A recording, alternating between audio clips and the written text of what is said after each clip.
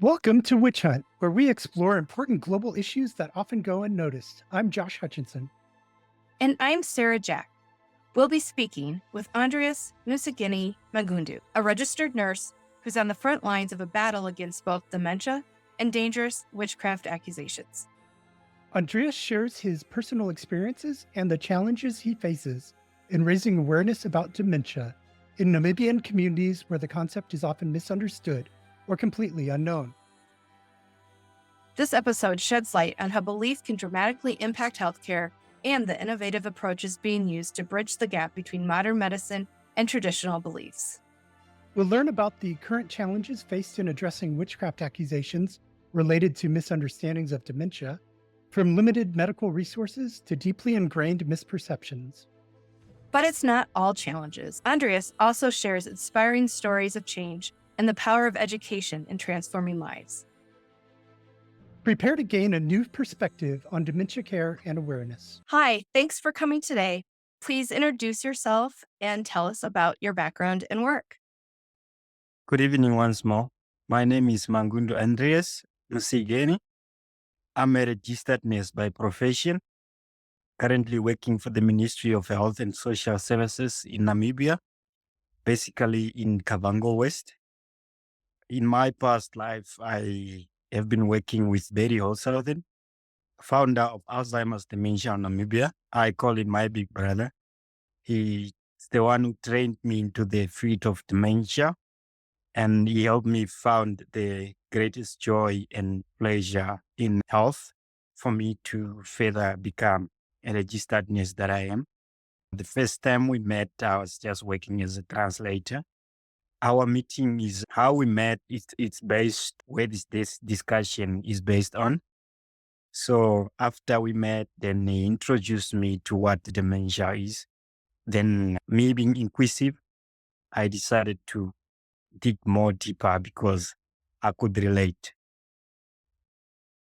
And what would you like us to know about your home country, Namibia? Yeah, maybe in the context of the discussion, I would either say that Namibia is quite a beautiful country. It's a democratic country where each and every individual, they are allowed to practice their belief system, and you have the right to do whatever you want, provided that your process of you exercising your right doesn't infringe the rights of other people, which then brings you closer to what it can be announced as outlaw, because now you are violating other people's rights. But apart from that, Namibia is quite a beautiful country full of natural resources and more of just so beautiful. A river, and we are blessed that just nearby the sea, some towns, basically to mention of Swakop, Walvis Bay, Andes Bay, and Ludwig to mention the views. It's quite as beautiful views, and we have parks with different types of wild animals. And we have areas where you can also see other animals, but a domestic one. This is in the rural Kavango where I am right now. You could see a chicken and being kept in the house, not in where they can be kept so that they can walk freely. So they also have the right to exercise their belief, I can say. So they can go even eat in other people's yard and come back. And it will be safe. Yeah, no one can kill it. And yeah, so the life is normally more of Ubuntu. So I am because you are. So basically, it's a philosophy that is based on looking after one another. You mentioned that you related to some of the work that Berrie was doing when you met. Do you want to tell us about that? Oh, yeah, yeah.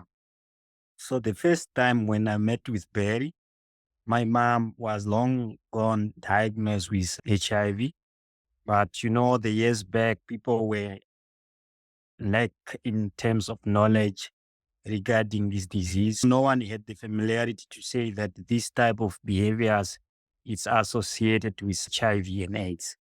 So then she suffered a lot of symptoms due to disease, not being treated, not being put on medication until one time when she was pregnant with the last born, which is my last born brother, but who's no more now. She went to the hospital because they need to establish baseline for the safety of the mother and the baby. So that's when she tested positive. But then already she has been exhibiting a more like psychosis behavior.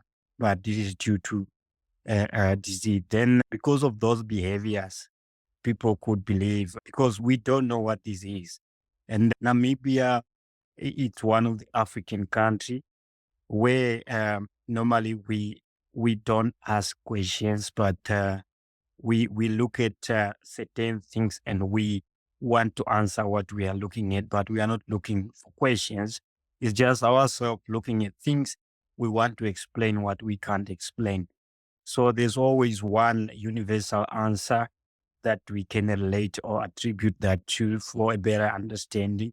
It's either one being bewitched, that's why they are behaving in such mysterious way, an unfamiliar way, or either that particular person might be a witch.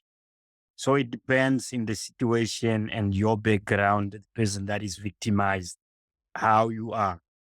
Do you have something or are you just naturally poor to the core that then you could basically either mean you are bewitched or you are a witch? So in that context, being saying, when I met Berry, he first met my brother, then my brother referred him to me based on the condition of our mother. And by then my mother shifted from our maternal place. They were hiding somewhere far village. And then I was left behind alone where I need just focus on the way out, prolonged way out, to say at least one day I should be able to liberate them, rather than me also crying like an orphan that doesn't know what to do next. But at least I should sail somewhere and be able to look for them a rescue plan. So yeah, then when he told me and he was busy telling me the signs and symptoms of dementia, and my first answer was that no, that is witchcraft you are talking about. That's not dementia. We call it witchcraft. He said, no, I know what witchcraft is, and this is dementia. I said, no, but that one that you are saying now is witchcraft. Okay, those are signs for someone being bewitched or someone who's being a witch, according to the culture and the belief system and what has been known so far. Then I started to reflect back. I'm a fan of old people. I like old people because I remember one time there's this old granny. We are not biological related, but as I said, we live in a community where one can freely go even a kilometer away and be friends with those people, then come back. So I'd be friends with one of the older men. He was doing with traditional meds with her, and I always like sitting next to him while he's making those traditional meds. So he liked doing it and he's singing. And the songs that he normally sings, those are the things that I like. So it keeps me closer to them because it's more of therapeutic to me. So one reason why I like so much about the old people, because the only time that you get spent with them is fun and you have learned practical experience about life. So then some of the symptoms that Barry told me, these are the same things I saw in the old man a few years before he could have died. And I said, oh, okay, then this is something that I need to pay closer attention to, because then I need to explain to my people that no, it's not what we think. It's not what we are explaining. There's another explanation that we do not know. Yeah, then I started to enroll in the UTAS, University of Tasmania, Australia, an online massive learning course, Preventing and Understanding Dementia. Then I began to understand more and more and more what dementia is. Then that inspired me to become, as equal as Barry, an advocate for people living with dementia and perceived as witches. So, yeah, and that is a knowledge that is quite challenging so far. let alone in the community, but still even in places like the Ministry of Health or health facilities, or amongst the healthcare workers or the health practitioners. They also lack the practical experience in terms of this disease. In my university fourth year, I decided to do a research based on trying to understand whether undergraduate students, nursing students in this case, do they understand the provision of care that is being rendered to people living with dementia when they are admitted in acute hospital? Is it a dementia based nursing care, or it's just a generalized type of care? So that was the idea of purpose. So then the result of the study, I could have picked up that people lack the knowledge. So because dementia in schools is not taught as a module or a subject on its own, but it comes as a topic in one of the major modules, like in mental health and in community nursing when they are talking about gerontology. So it falls in this. So people might pay, or maybe that's a reason then people pay less attention to it. Because when they are providing the care, their care is influenced by the following aspects: the culture and their belief system and the religion. So basically, when it comes to taking care of an elder, according to our culture, you need to see each and every old person as a father, as a mother, as a grandfather, or as a grandmother. So the same respect you could offer to your biological parent should be equally to the respect that you could offer to anyone of their age. So that is one of it. Then secondly, in religion, normally we are being taught at church that you should respect your elder. So then this is one of the things that plays a role, that when the nursing students are providing care to people that are living with dementia but admitted for acute conditions in general hospitals or medical wards, their care is not naturally based on understanding the knowledge of dementia, them providing personalized or person-centered care approach to someone living with dementia based on understanding their unmet needs, but it's based on the three aspects that I've just mentioned. It's the culture and which is the belief system about respect for the elders, and the religion that teaches that you should respect your elders. So these are the aspects that plays a role in the entire care system. So the care that is rendered to these people is generally the same as any other client that is having acute condition could experience. So now in all this, it gave me an understanding that, okay, no, this is it. And most people do not have the knowledge, because even those who are already in the experienced field of care, they were through the same channel where the current undergraduate students are. So then we can generalize to that knowledge that they also do not have the knowledge to care specifically for someone living with dementia. So in terms of dementia, that is the aspect. And mind you, these are the same people that are coming from the community where we explain the signs of symptoms being the signs of someone being bewitched or being a witch. So generally it's over. Yes. Thank you. Can you explain briefly what dementia is and what those signs and symptoms are? Okay, dementia, normally for me, I give it my own explanation that is very brief and short. So dementia is an umbrella term. Dementia is not a disease itself. It's an umbrella term given to a collection of symptoms that one has to experience because of the damage to the brain, or the progressive damage that is occurring in individual person's brain. So the behavior that one experiences due to progressive damage to the brain. That is dementia. Now, we need to classify which type of dementia. So the classification in terms of dementia is associated in different things. We look at the cause of dementia and also the area that is affected.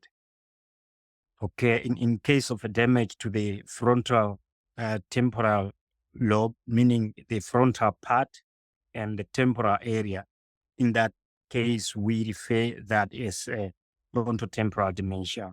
And we look at things like dementia that is caused by other organic substances in the brain.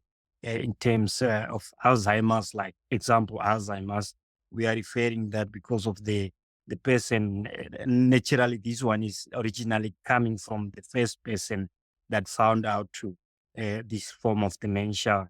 Then they gave that type of dementia a name because that is his name, is the first person who discovered. But what caused it naturally, it is more relatable to the name that we give it. So one of the form of symptoms that one has to experience is, I normally say, in your normal physiological function or psychological function, let's say your thinking capacity, it's intact, you are able to control your emotions, and you are able to interpret your visual acuity, and you are able to differentiate the hearing acuity. So all these things, when dementia comes in, the opposite of your normal functions, it forms a dementia signs and symptoms. One of the signs and symptoms is memory loss. So memory loss, sometimes people mistake it with forgetting. As we can forget and you can remember.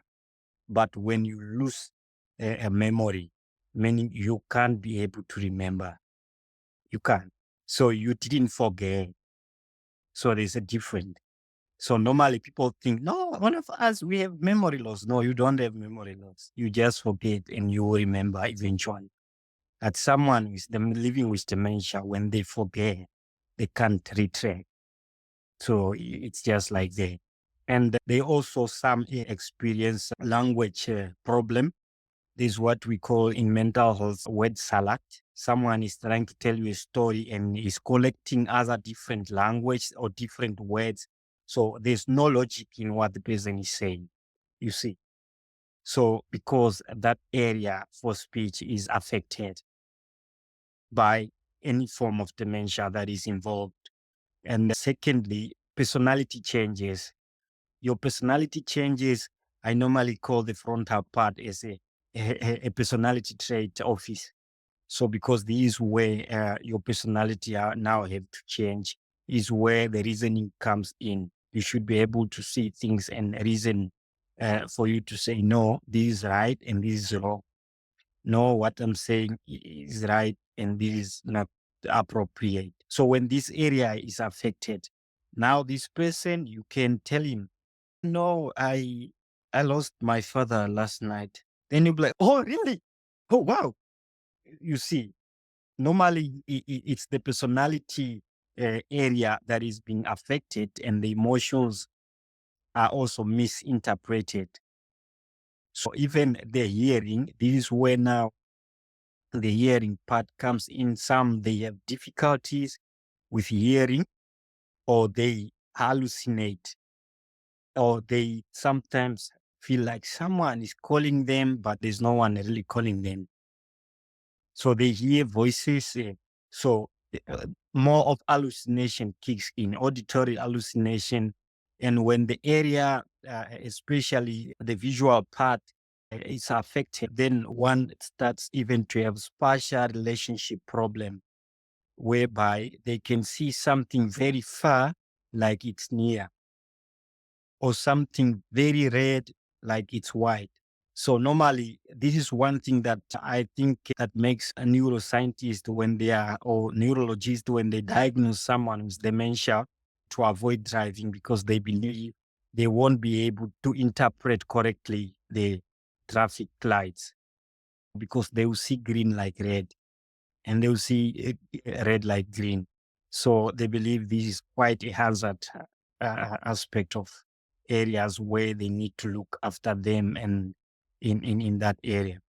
These are a few of the signs and symptoms. That is memory loss, problem with language, and one that starts to have a personality problem or unable to control emotions.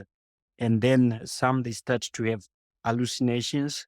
It can be auditory hallucination, or it can be sometimes perceptual hallucination where they have grandiosity. Most of some people, they have that type of personality. They feel like they are most important people. When someone is saying they are most important people and they are not even close to anything that is in that definition, you start to argue. That makes it worse for them. It's basically to understand in all this aspect. If you look at it, you can see that the first person to know that this person is living with dementia is the person himself that is living with dementia. Before the rest of us can pick up that, now Andreas is having dementia. Himself, he already knew because he could suspect the changes.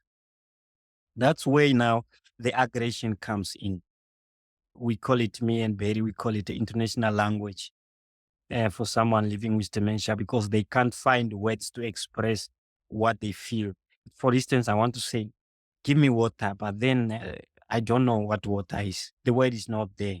The disease has finished affecting that area of memory. So what happens in memory loss, because of the area, there's an area that is responsible for formation of new memories. When that area is affected, meaning you'll be able only to narrate things that are in the past, but because there's no new memory formed, and it's very tough for this person to keep track of appointment or any engagement that could happen in the future, because that memory will not be stored anyway, because the area has been depleted completely.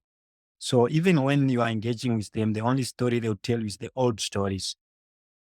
No new events that they will be invented from them. Thank you so much. That's so helpful to understand all the ways that the new behaviors are so different than what their family and neighbors are able to manage and work with. I can see how much fear that must cause. Where do you start with education on this for people to recognize it in themselves or in their families, or just to really help them understand the difference between symptoms of a sickness versus witchcraft?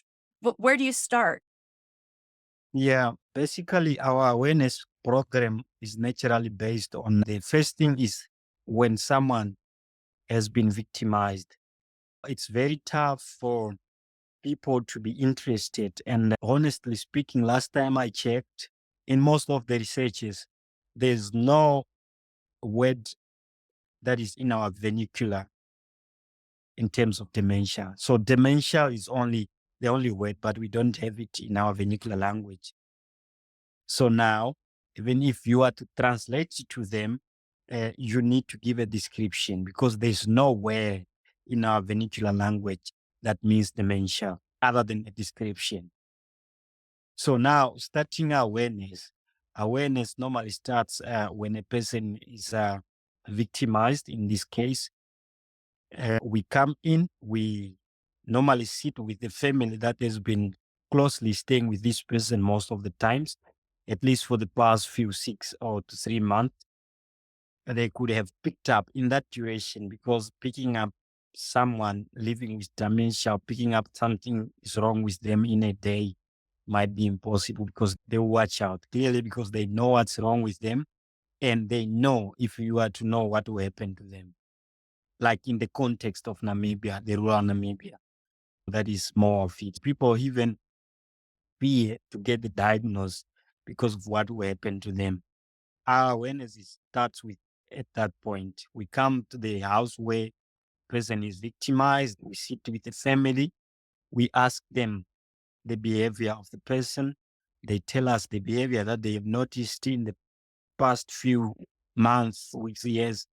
Then after that, then we asked, has this person been like this in the past years?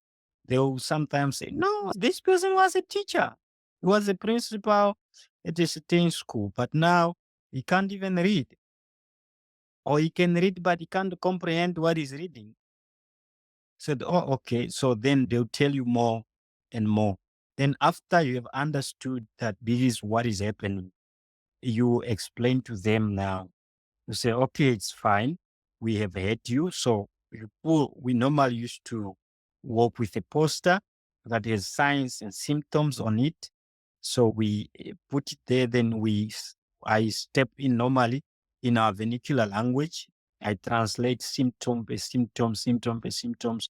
Then you see they are nodding step by step. They said, yeah, that one exactly. That one exactly. So you say, okay, all these things you see here, the person is not possessed by an evil spirit. The person is not a witch. The person is not being bewitched. The person is living with a brain disease. That at this point, we do not know which form of brain disease that is having. But we can advise you, take the person to the hospital, request for a brain scan. Then they can send the person to Windu because it's only done in the city of Namibia, where we have, I think, only one neurologist that works, I think, twice in a week at a state hospital. So that's what we normally advise them. Then we also ask them what are the challenges. Like, for instance, they say, no, he's always angry or he's always calling out names of the dead. And these people he's calling, people died long back. Then we explain to them, like I said, because, for instance, now we are speaking, the two of us. Maybe Andreas died last year. By the time Andreas died, I had dementia and my hippocampus was affected. And there's no new memory was formed by then. So the only memory that I have of Andreas is that Andreas is still alive. You come to the house, especially our elderly, they normally have a small container of traditionally brewed drink called shikundu. It's normally an interval meal in case there's no pub or in that time, so they can drink just like juice. So that's something that they can fit in throughout the day. So they will tell you, oh, you are here. Who are you? Say, no, I'm Mangundu. Oh, you are Mangundu.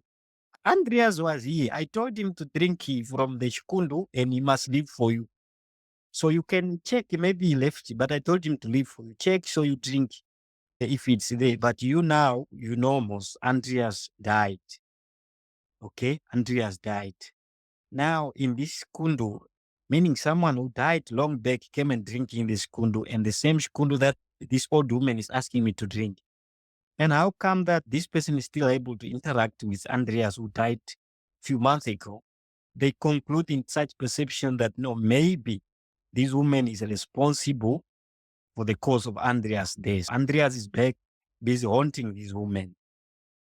Now you see where the witchcraft and dementia is linked.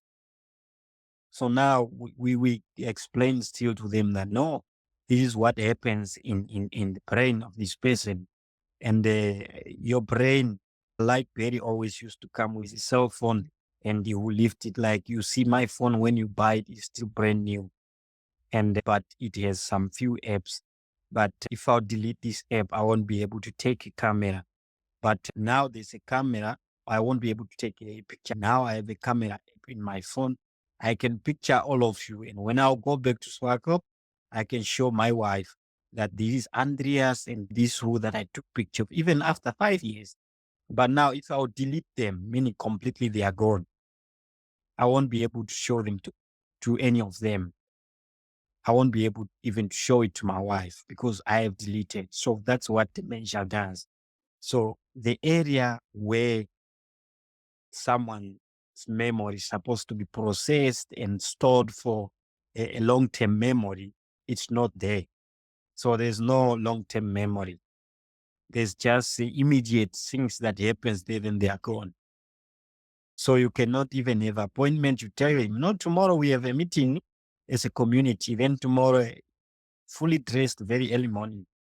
Yes, and then because of the disorientation also comes in, they can wake up in the middle of the week and say they want to go to church. And some retired long time, one day they'll wake up dressed and they want to go to class because they have been teachers, but they've been home, maybe pensioned 5 years back.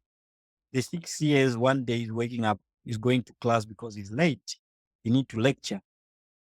You see, what they have is just old memory, but they don't have a recent memory. So that's one of our approach. Then the second approach, we normally go through schools. Uh, Myself and Berry, we did awareness hospitals where we also acknowledge the healthcare providers, especially the facility managers, so that in a sense, we hope that they can spread the information to their subordinates. And I myself, I used to do a presentation every time the last group from the University of Namibia Arundu campus is exiting into the before their graduating time. I always used to go there the weeks before they graduate. I always go to class. I give them, before exam, even, I give them a presentation about dementia and what real dementia is. So I've been doing that, I think, for 4 years now. And the fourth one, we also go to schools, secondary schools, where we give and also raise awareness campaign, because we believe that the better, if we want change, then it should start with the younger ones, because they are the future generations. If we acknowledge the younger generation, meaning we have informed the future generation of what dementia is, it won't be a shock like it was a shock to me. Yes, that is a belief we have, that perhaps it can eliminate the harmful practices of witchcraft associated with dementia. Thank you so much. That was a great explanation. I really learned a lot. What more needs to be done to stop the witchcraft accusations? Is there anything else that needs to be done in addition to raising awareness? Do laws need to change, or do other organizations need to get involved? Anything else that you need to see get done to stop witchcraft accusations? Thank you very much for the question. And yes, this is, like I said, witchcraft belief is a belief that has been practiced for many years. And people believe it as a science for them to explain the unexplainable, because they can't go to they don't have the knowledge to collect blood samples and run some tests. They don't have the knowledge of doing brain scans and be able to determine which area of your brain could have been affected and so forth. So they don't have all these aspects of things. So what normally happen in this case, it's understandable. Like I said, in my past experience as a student and up to where I am, the only place that I had that has a neurologist is Windhoek, and that's just one person or maybe two. So now the other thing is that universities, they are not even, they don't have a specialty in dementia, which makes it very tough. So we, as an organization, in terms of ADN now, we always have been tried to collaborate and as a discipline with other disciplines or organizations, but the interaction is tough. And like I always used to say to Berry, we can try to educate people and draw them closer so that they can know what dementia is, but they won't pay attention. So what we do, we just give a random awareness campaign sometime on a radio or on a TV show, because we know clearly people always wait until they are victimized. And I always say, for now, let's do awareness. When they are victimized, they will come. They will look for us and they'll find us. The Ministry of Health, especially the Deputy Minister, I myself, I was there with one of the team that I formed at the university, a small society called Dementia Friendly Free Society. We were in a office trying to give some of the plans we had on our constitution that we want to do. So we wanted a hand in from the Minister of Health, but it never materialized. And very personally, he tried to engage the ministries and very different ministries. He wrote letters, but to no avail. Currently, now we are working tirelessly. We have a place somewhere at the village alongside the Trans Capriv Highway. So we are trying to establish a village there as a center for awareness and also as a figure for awareness and dementia area where one can go, and in case they can't find us, at least they should know a place where they can run to and seek more help, where they can be able to get us. So that place, it's still in the process. We are trying to make it not a ADN or not as Andrias or Berrie's or place, but as the community's place. So it should be community project, but it's hard because you are like imposing things onto them. It's not things that themselves have thought of and decided that, no, we want to form a dementia friendly village here. But you give them the knowledge, you give them the suggestion, then, but it's very hard. Like I said, everyone waits until they are victimized. Otherwise, the rest, they can say, yeah, no, we understand. No, that one is a very serious problem. We need to intervene immediately. But when you turn back, no one is saying a thing. So it was more like a chat with a friend. But we are trying. We hope that at least Ministry of Health and Ministry of Poverty and Eradication and Ministry of Education should intervene, should also interact, because dementia generally, it's affecting. When a person living with dementia is affected, then the surrounding people, they are also being affected. The kids that are living with this person are being affected. So how about their school life is affected? That is in my case now. My siblings couldn't go to school simply because of that. I was the only person standing in school. The rest dropped out. So until at a certain point where I have to fight, trying to push 2 to 3 back in school, but they have sat already home for quite some years, and it couldn't go well. Now, Ministry of Poverty and Eradication, someone living with dementia, we have a old patient grant that each and every elderly person is supposed to receive. Someone who's a Namibian at the age of 60, they receive a certain fund. But this person is living with dementia. They have a poor judgment. They don't know whether this is a 10 Namibian dollar or a 20 Namibian dollar. Now they want to buy a bread, maybe that's costing $10. They give a $20. Instead of waiting for a change, they walk away. Or they give the money, they forget to take the bread, they walk away. Without the bread, they lost the money. So that's a contribution to poverty already.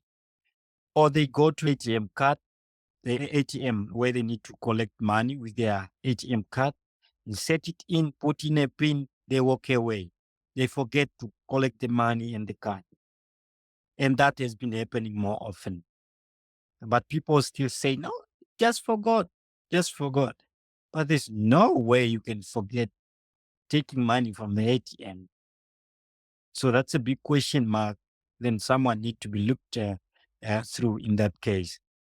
Naturally, that has been the issue on the ground, but we wish ministries and other non-governmental organizations that are involved in health or community development also to take part in this, at least to promote and create a friendly, free society in terms of dementia, that is creating a world that is conducive for someone living with dementia. It is a hectic world we live in. I may never know. Today, I'm the one who's saying dementia is nothing. Maybe little do I know that I've been living with dementia maybe starting from 2 years back, but the behavior will only be noticed, or I can only clearly pick it up when I'm in 40 or 50s.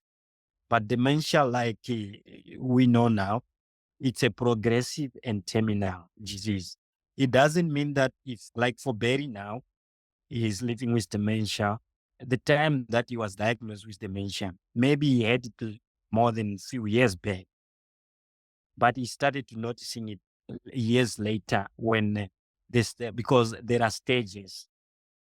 From the time when it started, it's all well because the damage was quite minor.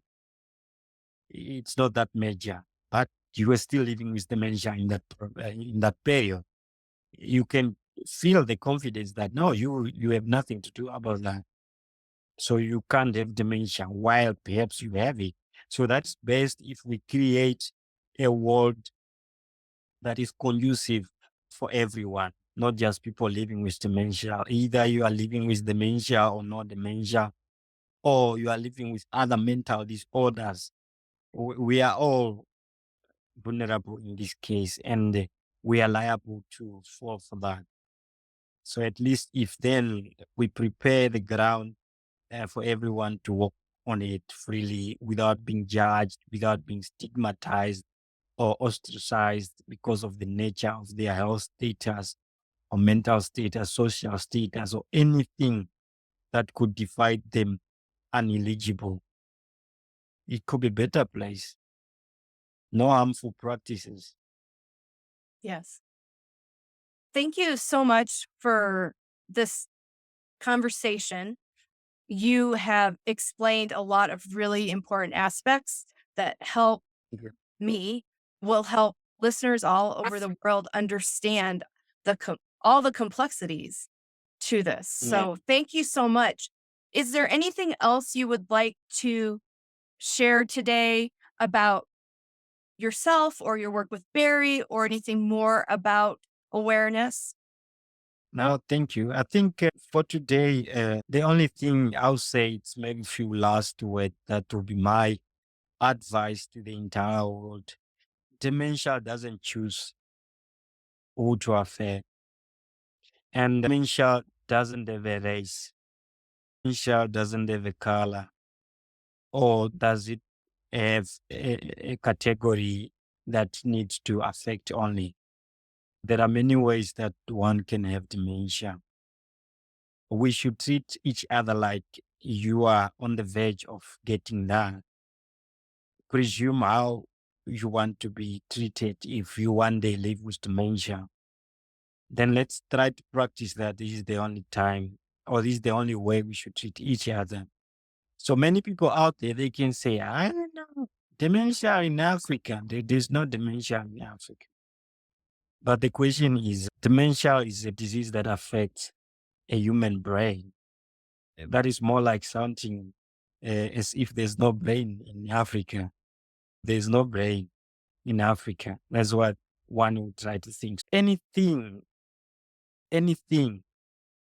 that affects whoever, as long as you are a human being, other people are eligible and they are on the verge of getting that. It doesn't matter the time when, but one day it might not be you, but someone close to you. So that's why we should always pay attention to one of the things that are a major world or a global impact. So dementia is one of the disease that I've seen is barely recognized, but it's one of the disease that I can say it's killing people in such a way that we may not know. Because I understand we have health facilities, but you can die from dementia, but yet they will not know that you died from dementia unless the person has the knowledge of dementia. Like in case most of dementia clients in their last stage, they die because of dysphagia. So when the person dies because of dysphagia, they will not say the person died because of dementia. The person died because of dysphagia. But where did the dysphagia comes from? Because the person was living with dementia. So it's best if we understand that this is a world disease as equally as HIV and AIDS. So dementia is in similarly that way. So we have to treat it as such, and we have to react as we could react or we have reacted to other diseases. But if we try to talk less than people, I normally tell people having the knowledge is better than not having the knowledge. I'm not happy that Berrie has been diagnosed with dementia, but I'm glad because Berrie is now teaching us as an organization, ADN, to know how does one living with dementia feels in the type of care and in the type of treatment. It's good that he himself, being an advocate for people living with dementia, he knows how it feels to live with dementia, which we cannot. We can say, no, I understand, but you don't understand. You don't. That Berry understand because he's living with the disease. He knows the stigma associated with it, and he knows the type of life he's living now. But the most important aspect of it is that he has understood, and the only education we receive from Berry through Berry's diagnosis and the way he lives his life is that he got the diagnosis earlier because he had the knowledge. The encouragement is that early diagnosis is better because then you will be making an informed decision. Now you know what you are living with, then you accept living with it, and then you can make wise choices and still decide to live your life like a normal life. Until then, the world won't be a good place unless we should make things conducive for people that are living with any form of disease, any form of brain disease, that they can still go get a diagnosis and they are safe. They can be allowed. We will not chase them from the society or a community. So that was my last word. The major aspect of it is that we should make people feel free to go get a diagnosis, early diagnosis, because then we will be able to know how we can help them. We'll be able to know that the changes that are happening in them is because of what they are living with, and we should meet them halfway where they can't reach, rather than us judging them because they are failing ABCD. So we should at least normally Perry himself say, at least where he can't reach, he has his external brains. People around him who understand the disease becomes his external brain because they can see Perry now is getting angry. Why? Possibly because there's something he wants to say, but he can't get it. Let's help him and meet him halfway. So Perry is living a normal life. You can ask him anything. You won't believe Barry's living with dementia unless you see his brain scan. Thank you. Thank you for that powerful message. This has been a wonderful conversation. Thank you. Thank you, Andrias. Sarah has this week's edition of End Witch Hunts News. Join us in Lancaster, England at the International Conference on Witchcraft and Human Rights, Past, Present, and Future, implementing Resolution 47.8. Resolution 47.8 is a United Nations Human Rights Council resolution that calls for focused effort to eliminate harmful practices related to accusations of witchcraft and ritual attacks. The resolution was passed during the 47th session of the UN Human Rights Council, which took place from June 21st to July 13th, 2021. Are you interested in understanding more about human rights, social justice, and ending harmful practices linked to witchcraft accusations? Don't miss the upcoming conference, Witchcraft and Human Rights, on September 19th and 20th. Highlights of the conference include panel discussions and researcher presentations with topics on modern pardons and exonerations for historical witch trials, modern witch hunt research and data, the spread of sorcery narratives, and the expansive impact of this crisis on vulnerable groups like children and the elderly. Hear from keynote experts Maluka Ann Medi-Drummond, UN International Expert on the Rights of Persons with Albinism, and Professor and author Owen Davies on the relevance of historical witch hunts to current human rights issues. Connect with activists, researchers, and policymakers committed to combating witchcraft-related violence worldwide. This is more than a conference. It's a movement to tackle this pressing human rights challenge together. There's also a very special event. The conference marks the launch of The Faces of Witchcraft Accusations, an international photo exhibition on September 19th from 5 to 6 p.m. at the Peter Scott Gallery at Lancaster University, featuring a wine reception. This exhibit offers a chance to engage deeply with the global stories behind the images, including photos from the Salem and Connecticut witch trials by podcaster and End Witch Hunts organization volunteer Josh Hutchinson. You can help Josh attend by supporting his travel costs through our GoFundMe campaign linked in the show notes. This gathering features presenters from across the globe and will have a worldwide influence on addressing UN Human Rights Council Resolution 47.8. Whether you join us in person or support our GoFundMe for travel and conference costs, your participation is vital. Register now or find the link in the show notes to support our efforts. Thank you, Sarah. You're welcome. Thank you for tuning in to this episode of Witch Hunt. See you next week.